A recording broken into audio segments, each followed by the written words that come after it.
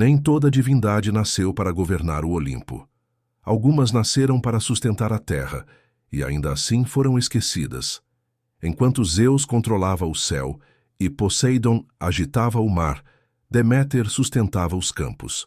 Com mãos invisíveis, ela alimentava reis e mendigos. Mas bastou que lhe tomassem algo, para que tudo secasse, porque quando a deusa da colheita para, o mundo morre de fome. Seu nome não era só som, era um eco ancestral. Deméter, Dameter, Mãe Terra, não Gaia, que é o corpo, mas a mãe que o cuida. Foi uma das 6 primeiras filhas de Cronos e Reia, e como todas foi engolida, foi devolvida e sobreviveu. Mas não esqueceu. Deméter não nasceu para a guerra, não reinou pela força, reinou pelo sustento, pelo silêncio fértil, pelo ciclo. A ela, os gregos não faziam sacrifícios por medo, faziam oferendas por gratidão, porque sabiam, sem Deméter não há pão, não há mesa, não há vida. Ela era o ventre invisível da civilização, e por isso ergueram cultos secretos. Em cidades inteiras, Deméter era chamada apenas de Ela, aquela que dá, aquela que floresce, aquela que, em silêncio, faz o trigo subir do chão. Na festa das Tesmofórias, os homens eram proibidos. As mulheres lideravam, matavam porcos, jogavam seus restos em poços profundos, e no ano seguinte desenterravam os ossos e os misturavam ao solo. Um ritual macabro, para lembrar que tudo que cresce nasce da morte, e que toda semente é uma promessa. Se você me enterrar, eu volto. Mas Deméter não era apenas oferenda, era mãe. E foi como mãe que conheceu o que nenhuma deusa deveria sentir: a perda. De sua união com Zeus, nasceu Perséfone, filha das flores, do riso, da juventude. E por um tempo, tudo floresceu. A terra produzia, o ar era leve. Deméter sorria, e por um momento o mundo parecia eterno. Mas o Olimpo não permite eternidade na felicidade. Hades viu Perséfone e a desejou. Sabendo que Deméter jamais permitiria, fez um acordo com Zeus, o próprio pai da menina. E então, um dia, a terra se abriu, e Perséfone foi tomada, sem aviso, sem permissão, sem despedida. Deméter buscou, gritou, rasgou o céu com súplicas que nenhum deus respondeu. E então ela parou. Parou de fazer o trigo crescer, parou de aquecer os campos, parou de permitir que a vida continuasse. A terra ficou estéria, os rios secaram, o frio voltou, e os homens começaram a morrer. Zeus, o Todo-Poderoso, tentou interceder, mas não adiantou. Porque de que serve o raio quando não há colheita para os mortais sobreviverem? Os deuses, alimentados pela fé humana, começaram a definhar. A fé secou, a devoção se calou, e a fome tornou-se prece. Não a Zeus, mas aquela que realmente sustentava o mundo.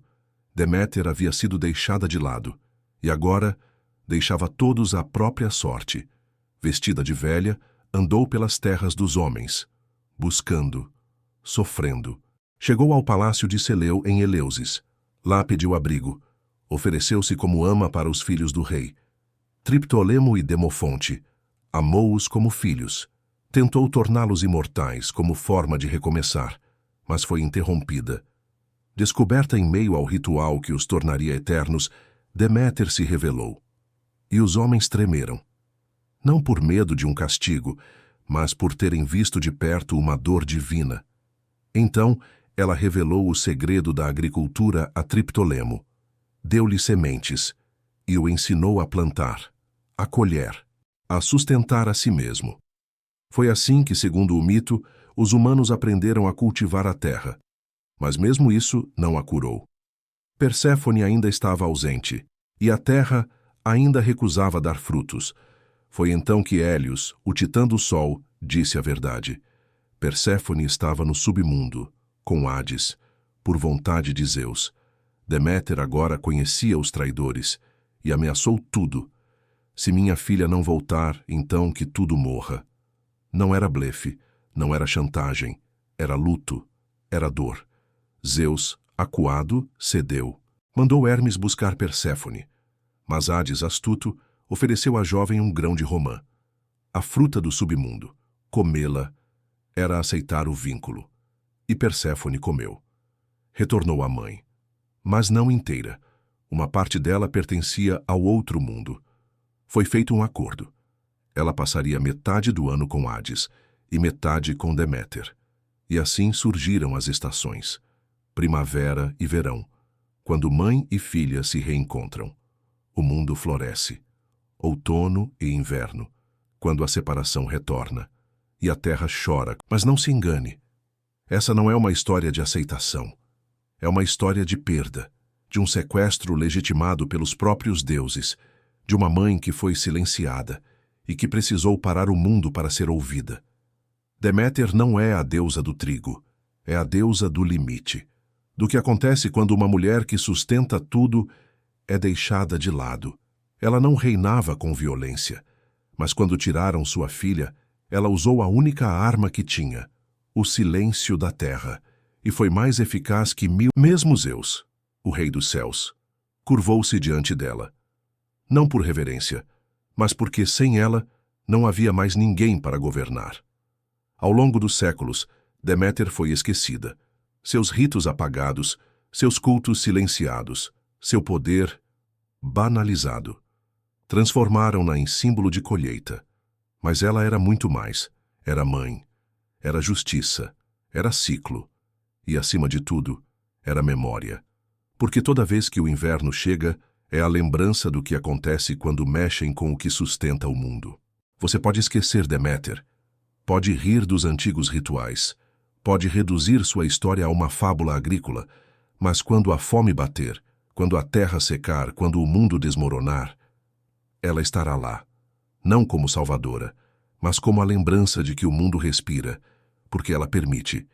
Este é o mitoverso, onde até o silêncio grita, e onde as deusas não apenas reinam, elas fazem o mundo parar. Se você chegou até aqui, obrigado. É por você que o mitoverso floresce. A cada novo inscrito, a cada comentário, a cada compartilhamento, este canal cresce como crescem os campos de Deméter, com cuidado, com propósito, com fé na memória dos mitos. Se essa história tocou você, inscreva-se no canal. Curta, compartilhe e ajude a espalhar as sementes do mitoverso. Aqui os deuses não são estátuas frias, são feridas abertas, são ecos que ainda respiram em nós. Escreva nos comentários: eu vi a terra parar por uma mãe esquecida. Este é o mitoverso, onde até o silêncio grita.